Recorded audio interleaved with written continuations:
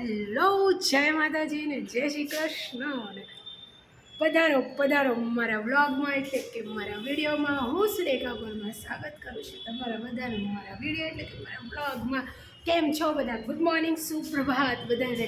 અને એ મજાની બધાની સવાર હશે એવી મારી આખી ગામની અપેક્ષા છે. હવે આજે બધાને ખબર હશે કે આજે છે સોમવાર ને આજે હતી 12 તારીખ. અને 12 તારીખ હોવાના કારણે માનનીય સાહેબ શ્રી દ્વારા આપણા જે મહેમાન આવવાના છે, જે આપણા દેશમાં જેમનું નામ મને બોલતા નથી ફાવતું, એમના પ્રતાપેથી હવે આજે આખા ગામનું ટ્રાફિક હતું, રિવરફ્રન્ટના રસ્તા હતા બંધ, અને આખા ગામનું ટ્રાફિક હતું. તો જે ફરીને આવવાનું થયું તો એ બહુ જ કષ્ટદાયક હતું એવું કહું તો ચાલશે. બહુ નહીં, બહુ વધારે કષ્ટદાયક હતું. આખા ગામનું ટ્રાફિક હેન્ડલ કરીને આવું અને એમાંય પાછા થોડા આગળ જઈએ ને ભાઈ આપણને આગળથી ભાઈ કે બેન યુ ટર્ન મારવાનું છે, ત્યારે કેવું થાય ખબર હશે. અને મીઠો મીઠો પવન આવી રહ્યો છે, જોઈ શકો છો. અને રહી વાત આપણા ફૂલો ના બતાવીએ ને તો આ વિડીયો પૂરો ના થાય, મોર્નિંગ વિડીયો એવું મારા હૃદયમાં છે. જો આ દોડ્યું એ ભાઈ તું આગો રે મારાથી હો, કારણ કે હું ભલે મને પ્રેમ બહુ છે પણ મને પછી ભલે બીક બહુ લાગે. તો આ છે ગુલાબી ફૂલો, જોઈ શકો છો. અને આ છે સફેદ ફૂલો જે અમારા ત્યાં છે. એ જોવા જ પડશે તમારે, કારણ કે મારા બ્લોગમાં આ જ ક્રિએટિવિટી છે કે ભાઈ આ વસ્તુ કોમન મળશે તમને, બીજું કંઈ મળે ના મળે મારા વિડીયોમાં, બટ આ વસ્તુ તમને કોમન મળશે. બાકી જે લોકો નદીની પેલી તરફથી આવે છે એ લોકોને ખબર હશે કે ભાઈ આજે આખા ગામનો ટ્રાફિક હતો અને બહુ જ કષ્ટદાયક હતું. અને આ હજુ બી એટલા જ સરસ ખીલેલા ફૂલ છે. આ હે મારો વિડીયો હોય અને મારા વિડીયોમાં મેં 2 દિવસ ફૂલ બતાવ્યા હોય અને ત્રીજા દિવસે ફૂલ બતાવું તો શું મારો એ વિડીયો કોપીરાઇટમાં જાય? આવા અણધાર્યા પ્રશ્નો મને થાય.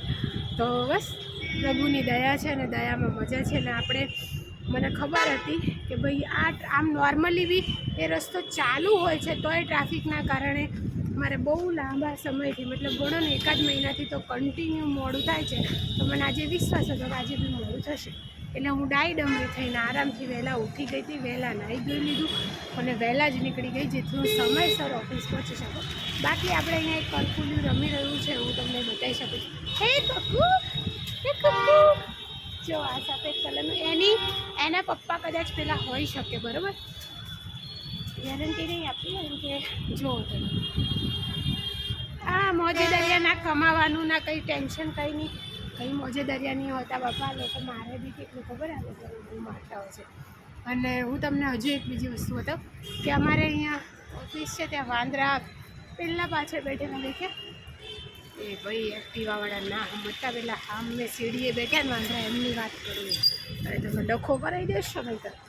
બાકી તો બસ એ પ્રભુની દયા છે. અને આ કરકુલ્યું શું ખાય છે એની આશંકા છે, એના કારણે હું તમને ખવડાવું. પણ આ લોકો શું કરે ખબર, હું ઘણી વાર પાર્લેજી નાખું તો ખાતા નથી. કદાચ એમને ટેસ્ટી નહીં લાગતા હોય, મને તો ભાવ છો. પેલા બા જે બી એમના યુટ્યુબ પર છે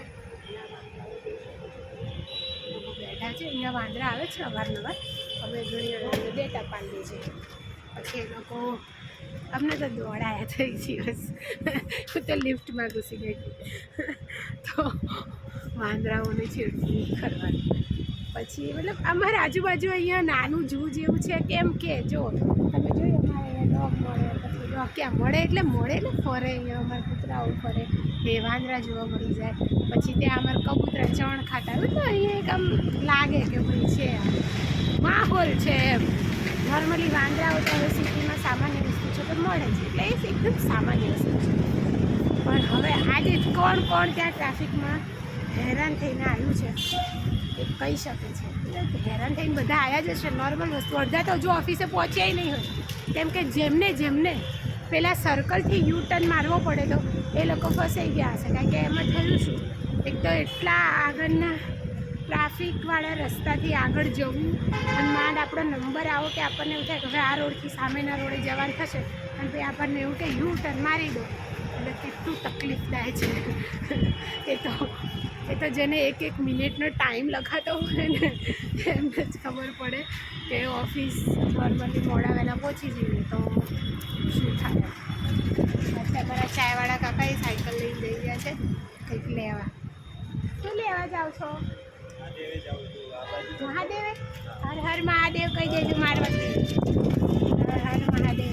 તો મહાદેવના દર્શન કરવા જાય છે અમારા ચાવાળા કાકા. ચાવાળા કાકા શું ચા બનાવે, બાકી એમનું મૂડ પાછું હોવું જોઈએ ચામાં. હો, એમને ઘણીવાર પુદીનો નાખી દે, ઘણીવાર આદુ, ઘણીવાર તો ખાંડ જ ના નાખેલી હોય, પણ ચા શું બનાવે બધાની.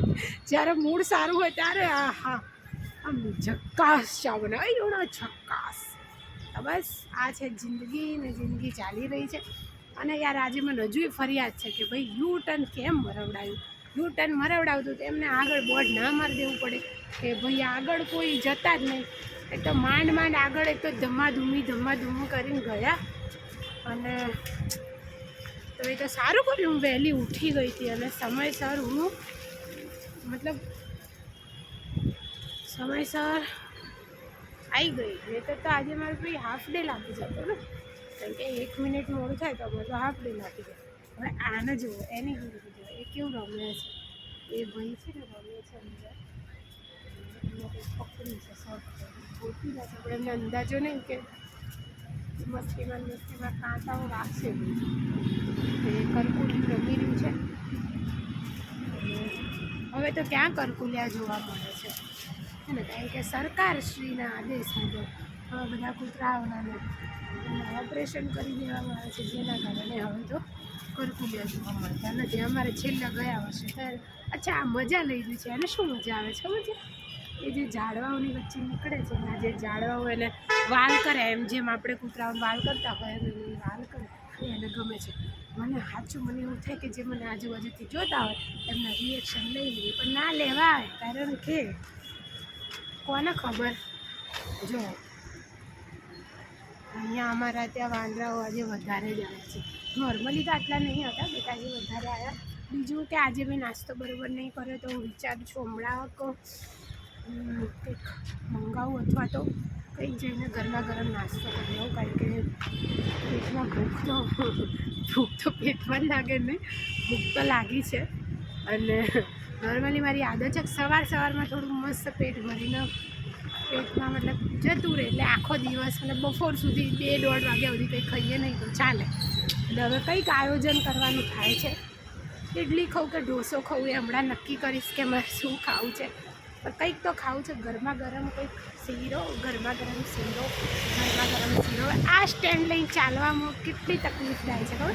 આ તો સારું છે, લોકોના રિએક્શન લેવાના વિડીયો હજુ મેં તૈયાર નહીં કર્યા, બટ જે દિવસે મેં બનાવવાના ચાલુ કર્યા તમે જોજો હું એલિયન લાગું. એલિયન ના રે ના, હું આમ શું કહેવાય એકદમ ભારતીય છું. ભારતમાંથી બી ગુજરાતમાંથી, અને ગુજરાતમાંથી બી અમદાવાદથી છું, તો હું એલિયન નથી. તો મહેરબાની કરીને આજે હું સ્ટેન્ડ લઈને ચાલી રહી છું, વિડીયો બનાવી રહી છું. અને આવી અચૂકથી નજરથી લોકો ના જોવો, મારો કોન્ફિડન્સ ડાઉન થઈ જાય છે પછી. તો બસ મીઠડો પવન આવી રહ્યો છે. અને આ ફૂલો હંમેશા આપણા વિડીયોમાં જેટલી વાર ઓફિસનો મોર્નિંગ વિડીયો બનશે તો આ ફૂલો તો આવશે જ. હવે જો આ કંઈક હળગાયું હશે, અહીંયા તાપણું કર્યું હતું, એના કારણે તે આ ફૂલો અડધા બળી ગયા છે. યાર મનુષ્ય તમારો પર અત્યાચાર કરે છે, મનુષ્ય આમની પર અત્યાચાર કરે છે. અને એમાં કોઈ કહેવાની વાત નહીં, મનુષ્યએ તો શું કરી નાખ્યું, અત્યાચાર તો કેટલી વાત છે. તો એક ગીત થઈ જાય સવારમાં મજાનું, પણ કયું ગીત થઈ જાય એ કન્ફ્યુઝન છે. બટ અત્યારે સવારમાં હું સાંભળી રહી હતી, યાર સાચેમાં આ ફૂલ બહુ જોવો યાર. અહીંયા ફોટોગ્રાફી કરાવવાની જરૂર છે. આ વખતે ઇમેજ જે આવશે ઓફિસ નીચે મને મળવા કે કોઈ પણ કારણોસર, તો એમને કહીશ કે તમે મારા 5, 10, 15, 20, 25 ફોટો પાડી દો અહીંયા જ, આ જ જગ્યાએ. એવું લાગે કે હા શું ફોટોગ્રાફી કરી આમ. બાકી તો બસ એક વસ્તુ મેં જોઈ છે આ સોશિયલ મીડિયામાં પગ મૂક્યા પછી આ 1.5-2 મહિના, કે આ બહેનોના પગ કાપવા માટે બહેનો એવડી ઉત્તેજન આમ તૈયાર હોય છે, બાપારે પૂછો નહીં વાત. દાખલા તરીકે અમારે એક બેના અનુભવ જ કહું કે જેને મને વિડીયોમાં કમેન્ટ કરી હતી, રિલેટિવ હતી બહેનો, પછી પારકી નથી, પારકી બહેનો તો સપોર્ટ કરે છે, રિલેટિવ બહેનો છે. તો આ શું ગાંડા કાઢ્યા છે. અને એક બેન તો હતા એમને હું જવાબ આપી શકત, પણ ઉંમરમાં મોટા હતા, માસી જેવા, એટલે આપણે જવાબ આપ્યો નહીં ત્યારે, પણ બીજી વાર કરશે તો આપણે જવાબ આપીશું. બટ આ કોઈ વિષયની જવાબ એવા લોકોને યાદ કરીને વાત કરીને હું મારા મજાના વિડીયોમાં કોઈ દખલઅંદાજી ચાહતી નથી. તો બસ મારી ચકચક પૂર્ણ થાય છે અહીંયા, કારણ કે નોર્મલી એવું થાય કે હવે યાર આજે પાછો સોમવાર છે, પાછું કામ ચાલુ થઈ જશે, પાછો એ જ ટાર્ગેટ અને એ જ કામ ને દોડા આખા ગામના. તો બસ હવે પણ શું કહેવાય, ગુડ ન્યૂઝ એ છે, એટલે કે ખુશીના સમાચાર એ છે કે અમારે 14 અને 15 તારીખે અમારે હોય છે રજા. તો શક્યતન છે આજે જાણ કરી દેશે કે ભાઈ અમારે 14 ને 15 તારીખે રજા છે કે નહીં, તો એ આજે ખબર પડી જશે. બીજું એનાથી પણ મહત્ત્વનો પોઈન્ટ એ કે કાલે છે મારા ભત્રીજાનો જન્મદિવસ, એટલે કે મારા જેનુનો બર્થડે. તો હજુ મેં એની માટે કંઈ લીધું નથી, પણ કંઈક વિચાર્યું કે શું લઈએ શું નહીં. પણ હવે થઈ ગયો છે મોટો, એટલે પહેલાં તો એવું હતું નાનકડો તો રમકડા લઈ જઈએ, આ લઈ જઈએ, ચાલતું. હવે કંઈક વિચારું શું લઉં, પણ કંઈ સમજાતું નહીં. પણ વિચારું એને શૂઝ લઈ દઈએ, કંઈક તો લેવું જ પડશે. આ દીકરો સમજદાર થઈ ગયો છે. તો કાલે જોઈએ કઈ રીતના સેલિબ્રેટ કરીએ એનો બર્થડે, કંઈક કરશું ઘરે જ, કંઈક બહાર તો ક્યાંય જવાની ઈચ્છા નથી, કારણ કે અત્યારે આ બધા જે રોડો બંધ ને આ તે એ વાતાવરણ ચાલે છે, તો બહાર જવાનું મન નથી.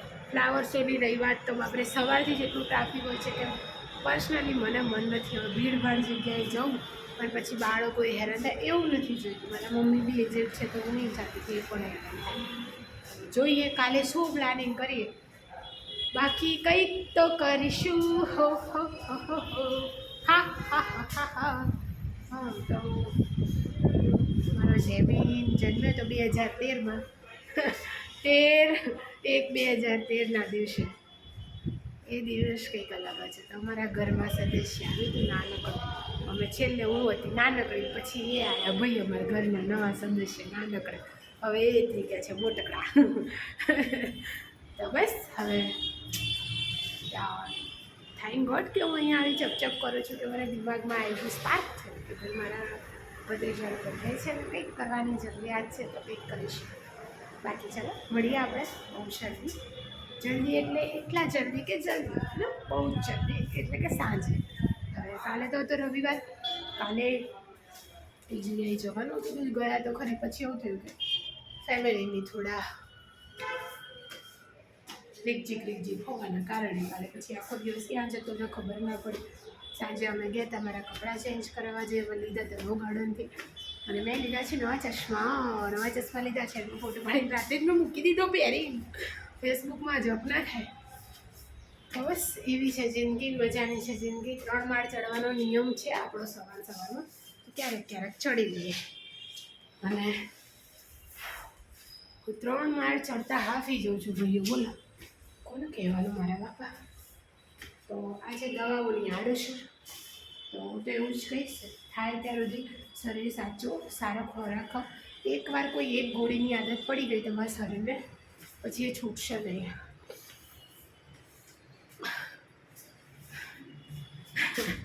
તો આ છે સ્ટેન્ડ. ચલો જય માતાજી, જય શ્રી કૃષ્ણ. અને સાંભળો, ફોલો કરતા જજો ફેસબુક આઈડીને, યુટ્યુબમાં જોતા હોય તો આઈડી ચેનલને સબસ્ક્રાઈબ કરી દેજો. વિડીયો ગમે તો લાઈક કરી દેજો, મજાની કોમેન્ટ કરતા જજો. અને તમને બધાને હેપી ઉતરાય, મજાના પતંગ ચકાવજો. બાય.